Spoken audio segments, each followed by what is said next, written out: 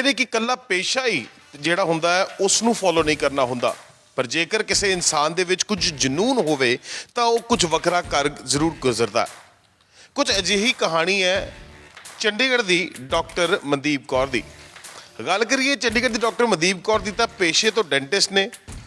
ਜਿੱਥੇ ਇੱਕ ਪਾਸੇ ਲੋਕਾਂ ਦੇ ਦੰਦਾਂ ਦੀ ਰਾਖੀ ਕਰਨੀ ਸਿੱਖੀ, ਉੱਥੇ ਦੂਜੇ ਪਾਸੇ ਉਹਨਾਂ ਵਿੱਚ ਅਜਿਹਾ ਜਜ਼ਬਾ ਆਇਆ ਜਿਸ ਨਾਲ ਡਾਕਟਰ ਮਨਦੀਪ ਨੇ ਬਾਡੀ ਬਿਲਡਿੰਗ ਸ਼ੁਰੂ ਕੀਤੀ।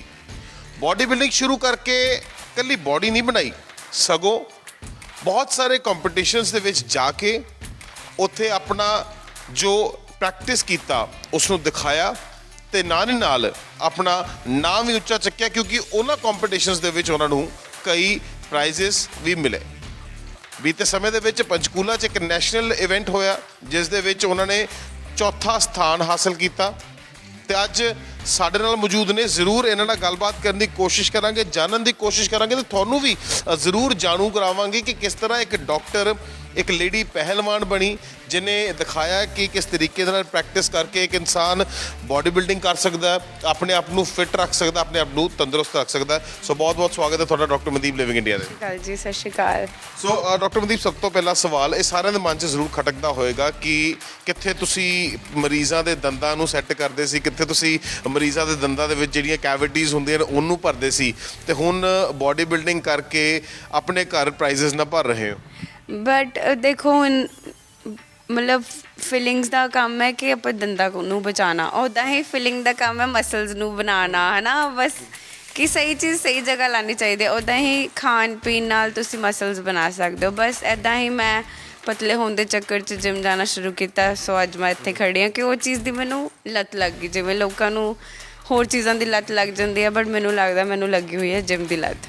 ਸੋ ਬਸ ਉਹੀ ਕਰਦੇ ਇੰਨਾ ਕੁਝ ਸਿੱਖ ਲਿਆ ਕਿ ਹਰ ਵਾਰੀ ਮਨ ਕਰਦਾ ਆ ਵੀ ਐਕਸਪੈਰੀਮੈਂਟ ਕਰ ਲਓ, ਆ ਵੀ ਕਰ ਲਓ। ਉੱਦਾਂ ਹੀ ਕਈ ਵਾਰੀ ਤੁਸੀਂ ਨਵੀਂ ਡਾਈਟ ਟਰਾਈ ਕਰਦੇ ਹੋ, ਕਦੀ ਤੁਸੀਂ ਨਵਾਂ ਵਰਕਆਊਟ ਟਰਾਈ ਕਰਦੇ ਹੋ। ਬਸ ਇੱਦਾਂ ਹੀ ਤੁਸੀਂ ਗਰੋ ਕਰਦੇ ਰਹਿੰਦੇ ਹੋ। ਸੇਮ ਗੋਜ਼ ਵਿਦ ਡੈਂਟਿਸਟਰੀ, ਉਹਦੇ ਵਿੱਚ ਵੀ ਇੱਦਾਂ ਹੀ ਹੁੰਦਾ। ਹਰ ਵਾਰੀ ਤੁਸੀਂ ਨਵੇਂ ਆਰਟੀਕਲ ਪੜ੍ਹੋਗੇ, ਕਿਸੇ ਨੇ ਕੁਝ ਐਕਸਪੈਰੀਮੈਂਟ ਕੀਤਾ ਜਿਹਨੂੰ ਕਹਿੰਦੇ ਨਾ ਰਿਸਰਚ ਕੀਤੀਆਂ, ਉੱਦਾਂ ਹੀ ਆਪਣੀ ਜ਼ਿੰਦਗੀ ਨਾਲ ਤੁਸੀਂ ਰਿਸਰਚ ਕਰਦੇ ਰਹਿੰਦੇ ਹੋ, ਨਵੀਂ ਚੀਜ਼ ਰੋਜ਼ ਸਿੱਖਦੇ ਹੋ। ਇੱਦਾਂ ਹੀ ਮੈਂ ਰੋਜ਼ ਸਵੇਰੇ ਉੱਠਦੇ ਹਾਂ ਕਿ ਅੱਜ ਮੈਂ ਕੀ ਸਿੱਖਾਂਗੀ ਬਸ। ਤੇ ਸਿੱਖਦੇ ਤੁਸੀਂ ਬਾਡੀ ਬਿਲਡਿੰਗ ਵੱਲ ਆ ਗਏ। ਇਹਦੇ ਵਿੱਚ ਇੱਕ ਚੀਜ਼ ਜ਼ਰੂਰ ਹੁੰਦੀ ਹੈ ਡਾਕਟਰ ਮਨਦੀਪ ਕਿ ਜਦੋਂ ਇਨਸਾਨ ਬਾਡੀ ਬਿਲਡਿੰਗ ਕਰਦਾ, ਇਸ ਦੀ ਆਪਣੀ ਇੱਕ ਪੜ੍ਹਾਈ ਹੈ, ਇਸ ਦੀ ਆਪਣੀ ਇੱਕ ਰਿਸਰਚ ਹੈ। ਉਹ ਰਿਸਰਚ ਤੁਹਾਡੀ ਕਦੋਂ ਸ਼ੁਰੂ ਹੋਈ, ਉਸ ਦੀ ਪੜ੍ਹਾਈ ਕਦੋਂ ਸ਼ੁਰੂ ਹੋਈ ਕਿ ਅੱਜ ਤੁਸੀਂ ਇਸ ਮੁਕਾਮ ਤੇ ਪਹੁੰਚੇ ਹੋ? ਦੇਖੋ, ਇੱਕ ਤਾਂ ਜਦੋਂ ਤੁਸੀਂ ਕਿਸੇ ਨਾਲ ਜੁੜਦੇ ਹੋ, ਜਿਵੇਂ ਤੁਸੀਂ ਜਿਮ ਜਾਂਦੇ ਹੋ, ਤੁਹਾਨੂੰ ਹਰ ਤਰ੍ਹਾਂ ਦੇ ਲੋਕ ਮਿਲਦੇ ਆ। ਕਈ ਤੁਹਾਡੇ ਤੋਂ ਬੈਟਰ ਹੁੰਦੇ ਨੇ, ਕਈ ਤੁਹਾਡੇ ਤੋਂ ਡਾਊਨ ਹੁੰਦੇ ਨੇ। ਮਤਲਬ ਲੈਵਲਸ ਹੁੰਦੇ ਆ ਨਾ, ਕਈ ਬਿਗਨਰਸ ਹੁੰਦੇ ਨੇ, ਕਈ ਐਡਵਾਂਸ ਹੁੰਦੇ ਨੇ। ਅਤੇ ਮੈਨੂੰ ਵੀ ਇੱਕ ਇੱਦਾਂ ਦਾ ਦੋਸਤ ਮਿਲਿਆ ਸੀ, ਉਹਦੀ ਮੈਂ ਮੀਲ ਖਾ ਜਾਂਦੀ ਹੁੰਦੀ ਸੀ, ਅਜੇ ਤੱਕ ਗਾਲਾਂ ਖਾਂਦੀ। ਉਹ ਤਾਂ ਕਹਿ ਰਿਹਾ ਇਤਨਾ ਚਾਵਲ ਖਾਤੀ ਹੈ। ਉਹ ਕਸ਼ਮੀਰੀ ਸੀਗਾ ਅਤੇ ਉਹਦੇ ਡਾਇਟ ਖਾਂਦੇ ਮੈਂ ਉਹਦੇ ਤੋਂ ਥੋੜ੍ਹੀ ਬਹੁਤ ਉਹਦੀ ਡਾਇਟ ਸਿੱਖ ਗਈ, ਹੈ ਨਾ। ਉਹ ਤਾਂ ਚਲਾ ਗਿਆ, ਹੁਣ ਤਾਂ ਉਹ ਆਪਣਾ ਜਿਮ ਚਲਾਉਂਦਾ ਕਸ਼ਮੀਰ। ਅਤੇ ਉਹ ਡਾਇਟ ਸਿੱਖੀ। ਫਿਰ ਉਸ ਤੋਂ ਬਾਅਦ ਜਦੋਂ ਪਤਾ ਲੱਗਿਆ ਕਿ ਉਹ ਡਾਇਟ ਦਾ ਵੀ ਹਿਸਾਬ ਮਤਲਬ ਜ਼ਿਆਦਾ ਖਾਓਗੇ, access of everything is bad, ਕਿ ਉਹਦੇ ਅਕੋਰਡਿੰਗ ਮੈਂ ਜੇ ਖਾ ਰਹੀ ਸੀ ਉਹ ਜ਼ਿਆਦਾ ਸੀ। ਫਿਰ ਸਮਹਾਓ ਮੈਂ ਘਟਾਇਆ। ਫਿਰ ਇੱਦਾਂ ਹੀ 1-2 ਸਾਲ ਬਾਅਦ ਜਦੋਂ ਮੈਂ ਇੰਟਰਨਸ਼ਿਪ ਪੀਰੀਅਡ 'ਚ ਆਈ, ਫਿਰ ਮੈਂ ਸੋਚਿਆ ਮੈਂ ਸਰਟੀਫਿਕੇਸ਼ਨ ਕਰਾਂਗੀ ਨਿਊਟ੍ਰੀਸ਼ਨ ਦੀ। ਫਿਰ ਉਹ ਜੋ ਪੜ੍ਹਦੇ ਸੀਗੇ ਉਹ 2-4 ਚੀਜ਼ਾਂ ਸੀਗੀਆਂ, ਉਹ ਕਲੀਅਰ ਹੋਈਆਂ। ਲਾਈਕ ਸਪਲੀਮੈਂਟ ਬਾਰੇ ਵੀ ਪੜ੍ਹਾਇਆ ਜਾਂਦਾ ਹੈ, ਫੂਡ ਕਿੱਦਾਂ ਦੇ, ਮੈਕਰੋਜ਼ ਕੀ ਹੁੰਦੇ ਨੇ, ਮਾਈਕਰੋ ਨਿਊਟ੍ਰੀਐਂਟਸ ਕੀ। ਕਿੰਨੇ ਲੋਕਾਂ ਨੂੰ ਵਹਿਮ ਹੈ ਕਿ ਮਾਈਕਰੋ ਨਿਊਟ੍ਰੀਐਂਟ ਸਪਲੀਮੈਂਟ ਇੱਕੋ ਹੀ ਚੀਜ਼ ਹੈ। ਠੀਕ ਹੈ, ਮੈਂ ਕਹੂੰਗੀ ਹਾਂ ਹੈਗੇ, ਬਟ ਸਪਲੀਮੈਂਟ ਦਾ ਮਤਲਬ ਕੀ ਹੈ ਕਿ ਜਿਹੜੀ ਚੀਜ਼ ਤੁਹਾਨੂੰ ਖਾਣੇ ਤੋਂ ਨਹੀਂ ਮਿਲ ਪਾ ਰਹੀ ਉਹ ਚੀਜ਼ ਤੁਸੀਂ ਸਪਲੀਮੈਂਟ ਇਜ਼ ਅ ਸਵੈਪ, ਮਤਲਬ you swap this thing with that thing. ਅਤੇ ਉਹ ਸਪਲੀਮੈਂਟ ਨੂੰ ਗਲਤ ਜਾਣਦੇ ਨੇ ਲੋਕ। ਫਿਰ ਮੈਂ ਸੋਚਿਆ ਲੋਕਾਂ ਨੂੰ ਮੈਂ ਉਹਦੇ ਬਾਰੇ ਜਾਗਰੂਕ ਕਰਾਂਗੀ, ਸਪੈਸ਼ਲੀ ਮੇਰੇ ਕਲਾਇੰਟਸ। ਉਹਨਾਂ ਦਾ ਵੀ ਇਹੀ ਸਵਾਲ ਹੁੰਦਾ, ਮੈਡਮ ਆਪਾਂ ਗੋਲੀਆਂ ਨਹੀਂ ਖਾ ਲਿਆ। ਉਹ ਗੋਲੀਆਂ ਨਹੀਂ ਹੈਗੀਆਂ, ਉਹ ਖਾਣੇ 'ਚੋਂ ਜਿਹੜੀ ਚੀਜ਼ ਨਹੀਂ। ਹੁਣ ਦੇਖੋ, ਸਬਜ਼ੀਆਂ ਸਾਨੂੰ ਪਿਓਰ ਨਹੀਂ ਮਿਲ ਰਹੀਆਂ, ਡੇਅਰੀ ਪਿਓਰ ਨਹੀਂ ਹੈ, ਕੁਛ ਵੀ ਪਿਓਰ ਨਹੀਂ ਹੈ। ਫਿਰ ਉਹ ਚੀਜ਼ ਉੱਥੋਂ ਅਵੋਇਡ ਕਰ ਰਹੇ ਹਾਂ ਤਾਂ ਕਿਤੋਂ ਤਾਂ ਲੈਣੀ ਹੈ ਨਾ। ਫਿਰ ਉਹ ਕਹਿੰਦੇ ਯੈਸ। ਸੋ ਜਿਹੜੀ ਮਾਈਕਰੋ ਯੂਨਿਟਸ ਚਾਹੀਦੀ ਹੁੰਦੀ ਹੈ ਉਹ ਹੁੰਦੇ ਨੇ ਮਾਈਕਰੋਜ਼। ਬਸ ਇੱਦਾਂ ਹੀ ਪੜ੍ਹਦੇ ਸਰਟੀਫਿਕੇਸ਼ਨ ਕਰ ਲਈ। ਫਿਰ ਕਲਾਇੰਟ ਲੈਣੇ ਸ਼ੁਰੂ ਕਰਤੇ, ਬਿਕੋਜ਼ ਹੁਣ ਕਲਾਇੰਟ ਵੀ ਇੱਦਾਂ ਹੁੰਦੇ, ਜਦੋਂ ਆਪਾਂ ਕਿਸੇ ਦਾ ਟਰੀਟਮੈਂਟ ਕਰੀਦਾ ਡੈਂਟਿਸਟਰੀ 'ਚ, ਸਾਨੂੰ ਹੁੰਦਾ ਕਿ ਹਾਂ ਆਪਾਂ ਠੀਕ ਕੀਤਾ, ਦੰਦ ਬਚਾ ਲਿਆ, ਆਪਾਂ ਜਾਨ ਬਚਾ ਲਈ ਦੰਦ ਦੀ। ਅਤੇ ਦੰਦ ਇਹੋ ਜਿਹੀ ਚੀਜ਼ ਹੈ ਜਿਹੜੀ ਬਾਡੀ ਕਦੀ ਨਹੀਂ ਬਣਾਉਂਦੀ। ਇੱਕੋ ਹੀ ਪੂਰੀ ਬਾਡੀ 'ਚ ਇਹੋ ਜਿਹੀ ਚੀਜ਼ ਹੈ, ਐਨਾਮਲ ਤੋਂ ਲੈ ਕੇ ਪੂਰਾ ਦੰਦ। ਲੋਕ ਅੱਗੇ ਕਢਾ ਦਿੰਦੇ ਆ, ਮੈਡਮ ਕੱਢ ਦਿਓ, ਨਹੀਂ। ਬਟ ਉਹਦੀ ਵੀ ਇੱਕ ਮਤਲਬ ਅਹਿਮੀਅਤ ਹੈ ਕਿ ਉਹ ਪ੍ਰੈਸ਼ੀਅਸ ਹੈ, ਟੀਥ ਆਰ ਵੈਰੀ ਪ੍ਰੈਸ਼ੀਅਸ। ਉੱਦਾਂ ਹੀ ਇਹ ਚੀਜ਼ ਹੈ, ਮਤਲਬ ਜਦੋਂ ਆਪਾਂ ਕਿਸੇ 'ਤੇ ਐਕਸਪੈਰੀਮੈਂਟ ਕਰਦੇ ਹਾਂ, ਐਕਸਪੈਰੀਮੈਂਟ ਮਤਲਬ ਜਿਵੇਂ ਮੈਂ ਕਿਸੇ ਨੂੰ ਡਾਈਟ ਦਿੱਤੀ, ਮੈਨੂੰ ਖੁਸ਼ੀ ਹੁੰਦੀ ਹੈ ਕਿ ਉਹਦਾ 2 to 4 kg ਇੰਨੇ ਦਿਨਾਂ 'ਚ ਮੇਰੇ ਕਰਕੇ। ਸੋ ਹਾਂ, ਉਹ ਚੀਜ਼ ਮੈਨੂੰ ਹੋਰ ਪੈਸ਼ਨੇਟ ਕਰਦੀ ਹੈ ਕਿ ਮੰਮਾ ਯਾਰ ਇਹਨਾਂ ਦਾ ਟਰਾਂਸਫੋਰਮੇਸ਼ਨ ਦੇਖਣ ਵਾਲਾ ਹੋਊਗਾ। ਸੋ ਦੈਟਸ ਦ ਥਿੰਗ ਵਿਚ ਦੇ ਮੋਟੀਵੇਟ ਮੀ, ਆਈ ਮੋਟੀਵੇਟ ਦੈਮ ਸਮਹਾਓ। ਚੱਲਦਾ ਇੱਦਾਂ, ਮਤਲਬ ਇੱਕ ਤਰ੍ਹਾਂ ਦੀ ਇਹ give and take kind of thing ਹੁੰਦੀ ਹੈ ਕਿ ਆਪਾਂ ਕਿਸੇ ਨੂੰ ਨਵੇਂ ਰੂਟੀਨ ਦਿੱਤਾ, ਨਵੀਂ ਲਾਈਫ ਦਿੱਤੀ, ਦੈਟਸ ਇਟ। ਸੋ ਤੁਸੀਂ ਜਿੱਦਾਂ ਕਿਹਾ ਕਿ ਇੱਕ ਨਵੀਂ ਰੂਟੀਨ ਦਿੱਤੇ, ਇੱਕ ਨਵੀਂ ਲਾਈਫ ਦਿੱਤੀ, ਤੁਸੀਂ ਇੱਕ ਜ਼ਿਕਰ ਵਿੱਚ ਕੀਤਾ ਕਿ ਜੋ ਤੁਸੀਂ ਨਿਊਟ੍ਰੀਸ਼ਨਸ ਦੀ ਪੜ੍ਹਾਈਆਂ ਕਰ ਰਹੇ ਸੀਗੇ ਉਸ ਦੇ ਵਿੱਚ ਸਪਲੀਮੈਂਟਸ ਦਾ ਜ਼ਿਕਰ ਸਾਹਮਣੇ ਆਉਂਦਾ। ਬਾਡੀ ਬਿਲਡਿੰਗ ਤੁਸੀਂ ਕਰ ਰਹੇ ਹੋ, ਇਸ ਦੇ ਵਿੱਚ ਵੀ ਕਈ ਵਾਰੀ ਸਵਾਲ ਚੱਕੇ ਜਾਂਦੇ ਨੇ, ਕਹਿੰਦੇ ਨੇ ਕਿ ਬਾਡੀ ਬਿਲਡਿੰਗ ਜਦੋਂ ਕਰਦੇ ਹੋ ਉਸ ਦੇ ਵਿੱਚ ਕੋਈ ਅਜਿਹੇ ਪ੍ਰੋਡਕਟਸ ਲਿੱਤੇ ਜਾਂਦੇ ਨੇ, ਕੋਈ ਕਹਿੰਦੇ ਨੇ ਕਿ ਕੋਈ ਸਟੀਰੋਇਡਸ ਲੈਂਦਾ ਹੈ, ਕੋਈ ਕਹਿੰਦਾ ਕਿ ਕੁਝ ਮਤਲਬ ਡਿਫਰੈਂਟ ਟਾਈਪ ਦੇ ਪ੍ਰੋਡਕਟਸ ਜਿਹੜੇ ਹੁੰਦੇ ਜੋ ਕਿ ਸਾਡੀ ਬਾਡੀ ਨੂੰ ਕਿਤੇ ਨਾ ਕਿਤੇ ਇੱਕ ਟਾਈਮ ਤਾਂ ਤਿਆਰ ਕਰ ਦਿੰਦੇ ਆ, ਪਰ ਬਾਅਦ ਵਿੱਚ ਉਸ ਦੇ ਸਾਈਡ ਇਫੈਕਟਸ ਕਾਫੀ ਜ਼ਿਆਦਾ ਹੋਣ ਲੱਗ ਪੈਂਦੇ ਆ।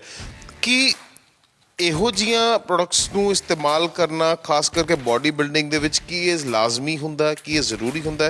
ਕਿਉਂਕਿ ਤੁਸੀਂ ਤੁਹਾਨੂੰ ਮੈਂ ਤੁਹਾਡੀ ਐਗਜ਼ਾਮਪਲ ਲਈਏ, ਤੁਹਾਡੇ ਤੋਂ ਜਾਣਨਾ ਚਾਹਾਂਗੇ ਕਿ ਤੁਸੀਂ ਇਹੋ ਜਿਹੇ ਪ੍ਰੋਡਕਟਸ ਦਾ ਕੋਈ ਇਸਤੇਮਾਲ ਕੀਤਾ ਹੋਵੇ ਜਾਂ ਫਿਰ ਜਿਹੜੇ ਲੋਕ ਕਰਦੇ ਨੇ ਉਹ 'ਤੇ ਕੀ ਨੁਕਸਾਨ ਹੈ, ਕੀ ਫਾਇਦੇ? ਦੇਖੋ, ਜਿਹੜੇ ਬੇਸਿਕ ਸਪਲੀਮੈਂਟ ਹੁੰਦੇ ਆ, ਆਈਸੋਲੇਟ ਵੇ ਹੋ ਗਿਆ, ਪ੍ਰੋਟੀਨ ਜਿਹਨੂੰ ਕਹਿੰਦੇ ਆ, ਉਹ ਤਾਂ ਇਟਸ ਓਕੇ ਟੂ ਯੂਜ਼। ਫਿਰ ਆਗੇ BCA, EAA, amino acids basically ਉਹ ਹੋ ਗਏ। ਫਿਰ ਆਗੇ ਮਲਟੀਵਾਈਟਾਮਿਨਸ ਐਂਡ ਆਲ, ਇਹ ਤਾਂ ਦੇਖੋ ਹਰ ਕਿਸੇ ਨੂੰ, ਹਰ ਕੋਈ ਯੂਜ਼ ਕਰ ਰਿਹਾ ਹੈ। ਇਹਨਾਂ ਨੂੰ ਲੋਕਾਂ ਨੂੰ ਪਤਾ ਹੀ ਨਹੀਂ, ਡਾਕਟਰਾਂ ਨੇ ਉਹੀ ਚੀਜ਼ ਲਿਖ ਕੇ ਦਿੱਤੀ ਹੁੰਦੀ ਹੈ।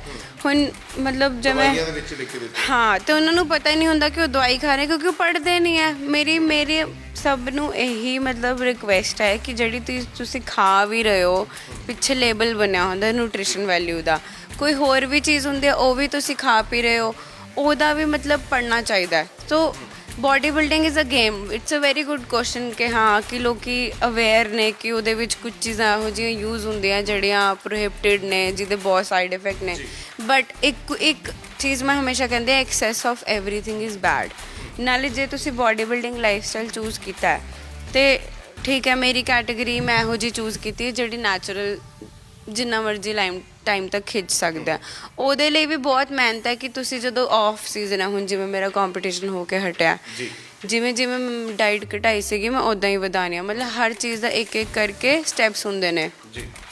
ਤੇ ਉਹੀ ਚੀਜ਼ ਮਤਲਬ ਆਫ ਸੀਜ਼ਨ 'ਚ ਵੀ ਤੁਹਾਨੂੰ ਬਹੁਤ ਧਿਆਨ ਰੱਖਣਾ ਪੈਂਦਾ। ਜੇ ਤੁਸੀਂ ਬਹੁਤ ਪਾਗਲ ਹੋ ਨਾ ਆਪਣੀ ਗੇਮ ਲਈ, ਤੁਸੀਂ ਬਹੁਤ ਮਤਲਬ ਮੈਨੂੰ ਲੱਗਦਾ ਮੇਰਾ ਕੋਚ ਮੇਰੇ 'ਤੇ ਬਹੁਤ ਮਿਹਨਤ ਕਰ ਰਿਹਾ, ਮੈਂ ਨਹੀਂ ਖਾਊਂਗੀ ਕੋਈ ਗਲਤ ਚੀਜ਼, ਮੈਂ ਫਰਾਈਡ ਨਹੀਂ ਖਾਂਦੀ, ਮੈਂ ਸ਼ੂਗਰਸ ਨਹੀਂ ਖਾਂਦੀ, ਜੇ ਮੈਂ ਮਿੱਠਾ ਖਾਣਾ ਮੈਂ ਸ਼ੂਗਰ ਫਰੀ ਕੁकीज़ ਜਾਂ ਚਾਕਲੇਟਸ ਯੂਜ਼ ਕਰਦੀ ਹਾਂ ਜਾਂ ਮੈਂ ਡਾਰਕ ਚਾਕਲੇਟ ਖਾਂਦੀ ਹਾਂ। ਮਤਲਬ ਮੈਂ ਕੱਟ ਕਰਦੀ ਹਾਂ ਆਪਣੀ ਚੀਜ਼ਾਂ ਆਪਣੀ ਲਾਈਫ 'ਚੋਂ, ਕਿਉਂਕਿ ਮੈਨੂੰ ਲੱਗਦਾ ਮੇਰੇ ਲਈ ਨੈਚੁਰਲ ਬਾਡੀ ਨੂੰ ਮੇਨਟੇਨ ਕਰਨਾ, ਆਪਣੀ ਸਕਿਨ ਨੂੰ, ਐਵਰੀਥਿੰਗ ਨੂੰ ਮੇਨਟੇਨ ਕਰਨਾ ਜ਼ਿਆਦਾ ਪ੍ਰੈਸ਼ੀਅਸ ਹੈ। ਮਤਲਬ I am too precious for my self.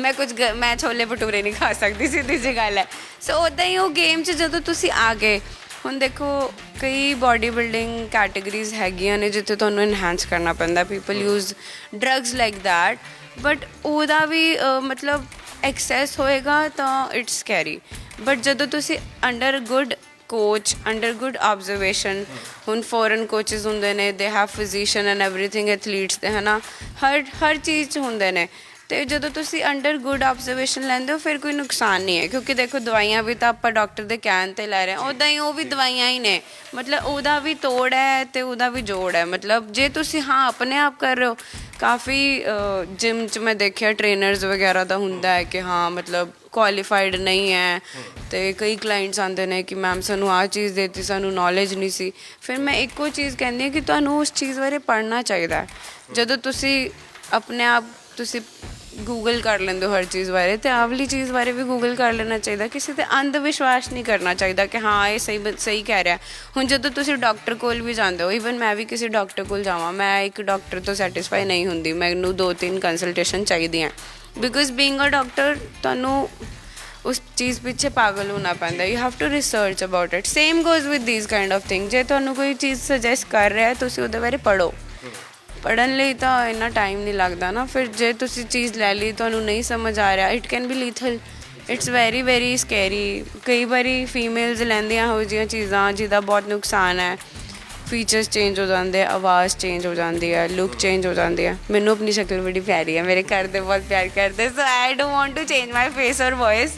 Voice ਤਾਂ ਚਲੋ ਮੇਰੀ ਬੱਚਿਆਂ ਵਰਗੀ ਹੈਗੀ ਹੋਈ ਹੈ, ਬਟ ਮੈਨੂੰ ਲੱਗਦਾ ਹੈ ਕਿ ਉਹ ਨੇਚਰ ਦੇ ਅਗੇਂਸਟ ਜਾਓਗੇ ਨਾ, ਨੇਚਰ ਤੁਹਾਡੇ ਤੇ ਨੁਕਸਾਨ ਕਰੇਗੀ। ਨੇਚਰ ਨਾਲ ਛੇੜਛਾੜ ਕਰੋਗੇ ਤੇ ਉਹ ਤੁਹਾਡਾ ਹੀ ਨੁਕਸਾਨ ਕਿਤੇ ਨਾ ਕਿਤੇ। ਇਹ ਹਰ ਚੀਜ਼ ਲਈ ਅਪਲਾਈ ਹੈ, ਚਾਹੇ ਬਾਹਰ ਤੁਸੀਂ ਨੇਚਰ ਅੱਜ ਕੱਲ੍ਹ ਦੇਖ ਲਓ, ਗਲੋਬਲ ਵਾਰਮਿੰਗ ਕਰਕੇ ਕਿੰਨੀ ਅਨਪ੍ਰੈਡਿਕਟੇਬਲ ਹੈ। ਸੇਮ ਗੋਜ਼ ਵਿਦ ਬੋਡੀ ਅੰਦਰ ਵੀ ਇੱਦਾਂ ਹੀ ਸਭ ਕੁਝ ਹੋਊਗਾ ਕਿ ਦੇਖੋ ਹੁਣ ਕੁਝ ਲੋਕ ਹੁੰਦੇ ਨੇ, ਹੁਣ ਨੋਰਮਲ ਜਨਰਲ ਟ੍ਰੇਨਿੰਗ 'ਚ ਵੀ ਜਿਹੜੇ ਕਲਾਇੰਟਸ ਆਉਂਦੇ ਨੇ ਉਹਨਾਂ ਦੇ SGOT SGPT kidney everything I fix with diet and micronutrients ਜਿਹਨੂੰ ਕਹਿੰਦੇ ਆ ਨਾ, fish oil, multivitamins and oil. ਕਿਉਂਕਿ ਉਹਨਾਂ ਦੇ ਸਟ੍ਰੈਸ ਕਰਕੇ ਸਾਰੇ ਹਿਲ ਜਾਂਦੇ ਆ। ਨਾਲੇ people talk about body building is about drug use, alcohol ਦੀ ਗੱਲ ਕਿਉਂ ਨਹੀਂ ਕਰਦੇ?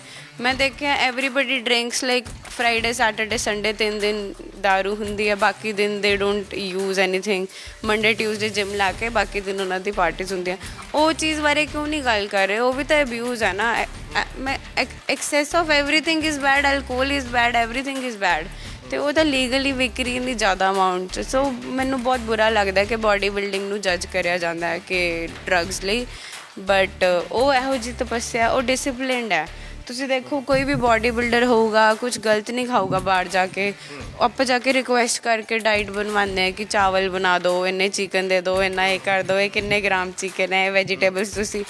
ਮੈਂ ਈਵਨ ਜਦੋਂ ਵੀ ਘਰਦਿਆਂ ਨਾਲ ਡਿਨਰ 'ਤੇ ਜਾਣਾ, ਮੈਂ ਇੱਕ ਰਿਕੁਐਸਟ ਕਰਦੀ ਹਾਂ ਕਿ ਮੈਨੂੰ ਸੌਟੇ ਜਾਂ ਬੋਇਲਡ ਵੈਜੀਟੇਬਲਸ ਦੇ ਦਿਓ ਚਿਕਨ ਨਾਲ, ਮੈਂ ਕਰ ਲੂੰਗੀ ਮੈਨੇਜ। ਤਾਂ ਮਤਲਬ ਬਹੁਤ ਜ਼ਿਆਦਾ ਡਿਸਿਪਲਿਨਡ ਲਾਈਫ ਹੈ। It's not like normal life ਕਿ ਕਦੇ ਵੀ ਕੁਛ ਵੀ ਖਾ ਲਿਆ ਉਠਾ ਕੇ, ਬਸ ਇਹੀ ਹੈ। ਤੇ ਇਹਦੇ ਵਿੱਚ ਜੇਕਰ ਬਾਡੀ ਬਿਲਡਿੰਗ ਦੇ ਆਪਾਂ ਜ਼ਿਕਰ ਕਰੀਏ, ਬਹੁਤ ਸਾਰੇ ਲੋਕ ਜਿਹੜੇ ਅੱਜ ਵੀ ਜਿਹੜੇ ਤੁਹਾਡਾ ਸ਼ਾਇਦ ਘਰ ਪ੍ਰੋਗਰਾਮ ਦੇਖ ਰਹੇ ਹੋਣਗੇ, ਬਹੁਤ ਸਾਰੇ ਲੋਕ ਚਾਹੁੰਦੇ ਹੋਣਗੇ ਕਿ ਸਾਡਾ weight lose ਹੋਵੇ, ਜਾਂ ਬਹੁਤ ਸਾਰੇ ਲੋਕ ਚਾਹੁੰਦੇ ਅਸੀਂ ਫਿੱਟ ਰਹੀਏ। ਕੋਈ ਅਜਿਹੀਆਂ ਟਿਪਸ ਜਿਹੜੀਆਂ ਇੱਕ ਇਨਸਾਨ ਘਰੇ ਬਹਿ ਕੇ ਜੇ ਖਾਸ ਕਰਕੇ ਆਪਣੀ ਬਾਡੀ ਨੂੰ ਧਿਆਨ ਦੇ ਸਕਦਾ? ਕਿਉਂਕਿ ਬਹੁਤ ਬਿਲਕੁਲ ਸਹੀ ਸ਼ਾਇਦ ਇਹ ਇਸ਼ਾਰਾ ਹੋਏਗਾ ਕਿ ਕਹਿੰਦੇ ਕਿ ਖਾਣੇ ਨਾਲ ਅੱਜ ਦੀ ਰੇਟ 'ਚ ਨਿਊਟ੍ਰੀਸ਼ਨ ਨਹੀਂ ਪੂਰਾ ਹੋ ਰਿਹਾ, ਕਿਉਂਕਿ ਅਜੋਕੀ ਜ਼ਿੰਦਗੀ ਜਿਹੜੀ ਹੈ ਉਹ ਸਟ੍ਰੈਸ ਨਾਲ ਭਰੀ ਹੋਈ ਜ਼ਿੰਦਗੀ ਹੈ। ਅਤੇ ਕਿਸ ਤਰੀਕੇ ਨਾਲ ਇੱਕ ਇਨਸਾਨ ਜਾਂ ਇੱਕ ਲੇਡੀ ਜਾਂ ਇੱਕ ਮੇਲ ਜਿਹੜਾ ਹੈ ਉਹ ਘਰ ਬੈਠੇ ਬੈਠੇ ਆਪਣੇ ਆਪ ਨੂੰ ਜਿਹੜਾ ਹੈ ਫਿੱਟ ਰੱਖ ਸਕਦਾ ਹੈ, ਅਤੇ ਉਹ ਕੁਝ ਇੱਕ ਚੀਜ਼ਾਂ ਰੋਜ਼ ਕਰ ਲਵੇ ਤੇ ਸ਼ਾਇਦ ਉਸਨੂੰ ਜਿਮ ਨਾ ਜਾਣ ਦੀ ਲੋੜ ਪਵੇ, ਘਰੇ ਬਹਿ ਕੇ ਕੁਝ ਕਰਤੇ? ਹਾਂਜੀ, ਇੱਕ ਤਾਂ ਦੇਖੋ ਮੈਂ ਜਿਹੜੀ ਹਾਊਸ ਵਾਈਫਸ ਨੇ ਉਹਨਾਂ ਦਾ ਇਹ ਓਬਜ਼ਰਵ ਕੀਤਾ ਹੈ ਕਿ ਉਹ ਸਵੇਰੇ ਇੱਕ ਵਾਰੀ ਖਾਣਾ ਖਾ ਕੇ ਫਿਰ ਕਹਿੰਦੇ ਕਿ ਹੁਣ ਆਪਾਂ ਪੂਰਾ ਦਿਨ ਕੁਛ ਨਹੀਂ ਖਾਣਾ, ਹੁਣ ਆਪਾਂ ਡਿਨਰ ਕਰਾਂਗੇ। ਉਹਦਾ ਨੁਕਸਾਨ ਕੀ ਹੈ ਕਿ ਮੈਟਾਬੋਲਿਜ਼ਮ ਇੰਨਾ ਸਲੋ ਹੋ ਜਾਂਦਾ, ਬਾਡੀ ਖੁਦ ਨੂੰ ਖਾਣ ਲੱਗ ਜਾਂਦੀ ਹੈ, ਪਾਣੀ ਤੱਕ ਬਾਡੀ ਸਟੋਰ ਕਰੇਗੀ। ਇਹ ਚੀਜ਼ ਹੋ ਗਈ। ਮੈਂ ਕਹਿੰਦੀ ਹਾਂ ਕਿ ਹਰ ਕਿਸੇ ਨੂੰ ਐਟਲੀਸਟ ਆਪਣੇ ਲਈ 30 ਮਿੰਟ ਦੀ ਵਾਕ ਸਵੇਰੇ ਕਰਨੀ ਚਾਹੀਦੀ ਹੈ, ਚਾਹੇ ਜੇ ਸਵੇਰੇ ਨਹੀਂ ਕਰ ਸਕਦੇ ਸ਼ਾਮ ਨੂੰ ਕਰਨੀ ਚਾਹੀਦੀ ਹੈ। ਅਤੇ ਬਾਕੀ ਐਸੇ ਕਿ ਦਿਮਾਗ ਠੰਡਾ ਕਰਨ ਲਈ ਵੀ ਸਟ੍ਰੈਸ ਬਸਟਰ ਤੁਸੀਂ ਗੁਰਬਾਣੀ ਪੜ੍ਹ ਲਓ ਜਾਂ ਤੁਸੀਂ ਕੁਝ ਸੁਣ ਲਓ, ਮਤਲਬ ਮੈਡੀਟੇਸ਼ਨ ਕਹਿੰਦੇ ਜਿਹਨੂੰ। ਮੇਰਾ ਮੈਡੀਟੇਸ਼ਨ ਮੇਰੀ ਮਾਰਨਿੰਗ ਵਾਕ 'ਤੇ ਗੁਰਬਾਣੀ ਹੈ। ਅਤੇ ਉਸ ਤੋਂ ਬਾਅਦ ਮੈਂ ਕਹੂੰਗੀ ਕਿ ਮਲਟੀਵਾਈਟਾਮਿਨ ਹਰ ਕਿਸੇ ਨੂੰ ਲੈਣੇ ਚਾਹੀਦੇ ਆ, ਮਤਲਬ ਐਟਲੀਸਟ ਦਿਨ ਦੇ 2, ਇੱਕ ਸਵੇਰੇ ਬ੍ਰੇਕਫਾਸਟ ਤੋਂ ਬਾਅਦ ਅਤੇ ਇੱਕ ਸ਼ਾਮ ਨੂੰ ਰਾਤ ਨੂੰ ਸੌਣ ਤੋਂ ਪਹਿਲਾਂ, ਬਿਕੋਜ਼ ਉਹਦੇ ਨਾਲ ਹੀ ਇੰਨੀ ਜ਼ਿਆਦਾ ਪ੍ਰੋਬਲਮ ਸੋਲਵ ਹੋ ਜਾਣਗੀ।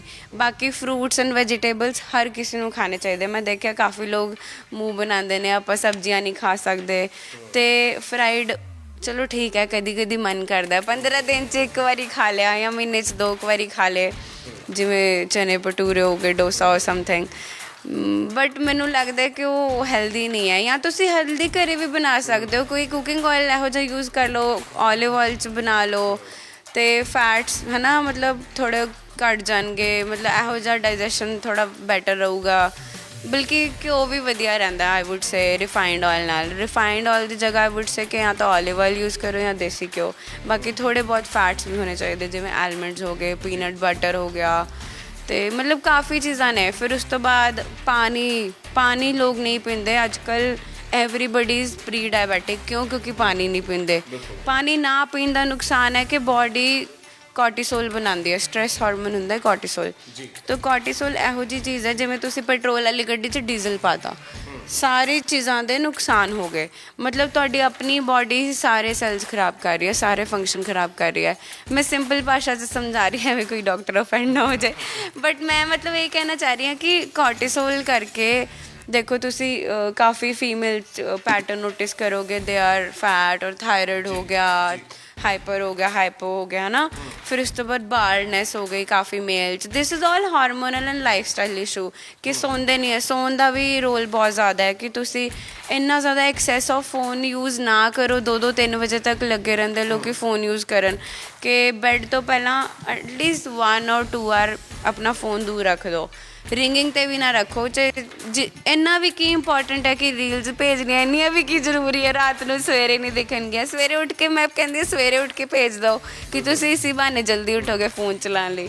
ਅਤੇ phone is also very toxic to your life. ਫਿਰ ਟੀ ਵੀ ਦੇਖਣਾ ਵੀ ਐਕਸੈਸ ਰਾਤ ਨੂੰ, ਮਤਲਬ ਬੇਸਿਕਲੀ ਇੱਕ ਹਰ ਚੀਜ਼ ਦਾ ਟਾਈਮ ਡਿਵਾਈਡ ਕਰਕੇ ਰੱਖੋ। ਆਈ ਵੁੱਡ ਸੇ ਟੇਬਲ ਬਣਾ ਕੇ ਰੱਖਣਾ ਚਾਹੀਦਾ, ਜ਼ਿੰਦਗੀ ਅਨੁਸ਼ਾਸਿਤ ਹੋਣੀ ਚਾਹੀਦੀ। ਹਾਂਜੀ ਬਿਲਕੁਲ, ਡਿਸਿਪਲਿਨ ਡਰਾਈਵ। ਜਿਵੇਂ ਤੁਸੀਂ ਖੁਸ਼ ਵੀ ਬਹੁਤ ਰਹੋਗੇ, ਤੁਸੀਂ ਆਪਣੇ ਆਪ 'ਚੋਂ ਨੋਟਿਸ ਕਰੋਗੇ ਕਿ ਤੁਹਾਡੇ ਅੰਦਰ ਇੰਨੀ ਪੋਜ਼ੀਟਿਵਿਟੀ ਐਨਰਜੀ ਆ ਰਹੀ ਹੈ, ਮਤਲਬ ਇੰਨੀ ਪੋਜ਼ੀਟਿਵ ਐਨਰਜੀ ਆ ਰਹੀ ਹੈ ਕਿ ਤੁਸੀਂ ਉਹ ਆਪਣੇ ਤੁਸੀਂ ਨਹੀਂ ਤਾਂ ਦੇਖੋ ਲੋਕ ਖਾਣ ਨੂੰ ਪੈਂਦੇ ਆ। ਫਿਰ ਮੈਂ ਕਹਿੰਦੀ ਕਿ ਤੁਹਾਨੂੰ ਕੀ ਪ੍ਰੋਬਲਮ ਹੈ ਕਿ ਤੁਸੀਂ why are you so mad at me out of nowhere. ਫਿਰ ਉਹ ਆਪਣੀ ਪਰਸਨਲ ਪ੍ਰੋਬਲਮ ਦੱਸਦੇ ਆ ਕਿਉਂਕਿ ਉਹ ਪਰਸਨਲ ਪ੍ਰੋਬਲਮ ਆਪਣੀ ਕਿਉਂ ਨਹੀਂ ਸੋਲਵ ਕਰ ਪਾ ਰਹੇ, ਕਿਉਂਕਿ ਉਹਨਾਂ ਦਾ ਮਾਈਂਡ ਹੀ ਨਹੀਂ ਫਰੀ। ਉਹਨਾਂ ਨੂੰ ਗੱਲ ਕਰਨੀ ਤਾਂ ਨਹੀਂ ਆ ਰਹੀ ਕਿਉਂਕਿ ਉਹਨਾਂ ਨੇ ਆਪਣੇ ਆਪ ਨੂੰ ਹੀ ਟਾਈਮ ਨਹੀਂ ਦਿੱਤਾ। ਲੋਕ ਐਸਕੇਪ 'ਚ ਜੀ ਰਹੇ ਹੈ, ਭੱਜਦੇ ਹੈ ਇੱਕ ਚੀਜ਼ ਤੋਂ ਦੂਜੀ ਚੀਜ਼, ਦੂਜੀ ਤੋਂ ਤੀਸਰੀ। ਹਾਂ ਜਿਵੇਂ ਵੀਕਐਂਡ ਆਇਆ, ਹੁਣ ਮੈਨੂੰ ਹੁੰਦਾ ਵੀਕਐਂਡ ਆਇਆ, ਹੁਣ ਮੈਂ ਜਿਵੇਂ ਹੈ ਨਾ I have been so busy ਕਿ ਮੈਂ ਤਰਸੀ ਪਈ ਹਾਂ ਕਿ ਮੈਂ ਰੈਸਟ ਕਰਨਾ। ਮੈਂ ਸਾਰਾ ਕੁਝ ਬੰਦ ਕਰਕੇ I just want to rest well ਕਿ ਫ਼ੋਨ ਨਹੀਂ ਚਲਾਉਣਾ, ਕੁਛ ਨਹੀਂ ਦੇਖਣਾ। ਅਤੇ ਉਸ ਤੋਂ ਬਾਅਦ ਮਤਲਬ ਮੈਨੂੰ ਲੱਗਦਾ ਕਿ ਇੱਕ ਦਿਨ ਤੁਹਾਡਾ ਆਪਣਾ ਹੋਣਾ ਚਾਹੀਦਾ ਕਿ ਤੁਸੀਂ ਸਵੇਰੇ ਰੈਡੀ ਹੋ। ਚਲੋ I am a single but I have seen married couples, they don't have time to spend with each other. ਅਤੇ ਉਹਨਾਂ ਨੂੰ ਆਪਣੇ ਲਈ ਇੱਕ ਫੈਮਿਲੀ ਲਈ ਇੱਕ ਰੂਟੀਨ ਡੇ ਪਲਾਨ ਕਰਨਾ ਚਾਹੀਦਾ ਜਿਹਦੇ 'ਚੋਂ ਬਾਹਰ ਜਾਣ, ਵਧੀਆ ਟਾਈਮ ਸਪੈਂਡ ਕਰਨ। ਕਿਉਂਕਿ ਜਿੱਦਾਂ ਦਾ ਤੁਹਾਡਾ ਵੀਕਐਂਡ ਹੋਊਗਾ ਉੱਦਾਂ ਦਾ ਤੁਹਾਡਾ ਵੀਕ ਰਹੂਗਾ।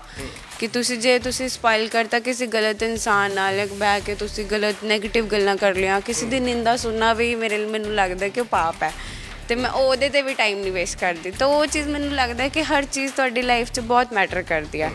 ਤੁਸੀਂ ਡੈਂਟਿਸਟ ਹੋ, ਕਦੀ ਫਰਕ ਦੇਖਿਆ ਕਿ ਜ਼ਿੰਦਗੀ 'ਚ ਕੁਝ ਫਰਕ ਕੀ ਲੱਗਿਆ? ਕਿਉਂਕਿ ਜਦੋਂ ਤੁਸੀਂ ਡੈਂਟਿਸਟਰੀ ਕਰ ਰਹੇ ਹੋਵੋਗੇ ਸ਼ਾਇਦ ਤੁਸੀਂ ਆਪਣਾ ਜਿਮ ਉਸੇ ਵਕਤ ਸ਼ੁਰੂ ਕਰ ਦਿੱਤਾ ਸੀਗਾ ਕਿ ਉਸ ਤੋਂ ਪਹਿਲਾਂ ਸ਼ੁਰੂ ਕਰ? ਪਹਿਲਾਂ ਹੀ ਸ਼ੁਰੂ ਕਰਤਾ ਸੀਗਾ। ਜਦੋਂ ਮੈਂ ਗ੍ਰੈਜੂਏਸ਼ਨ 'ਚ ਸੀਗੀ ਮੈਂ ਉਦੋਂ ਹੀ ਇੰਨੀ ਬਿਮਾਰ ਰਹਿੰਦੀ ਸੀ, ਮੇਰਾ ਇਮਿਊਨ ਸਿਸਟਮ ਇੰਨਾ ਜ਼ਿਆਦਾ ਵੀਕ ਸੀ। 2008 ਦੀ ਗੱਲ ਹੈ, ਮੈਨੂੰ ਡੇਂਗੂ ਹੋਇਆ।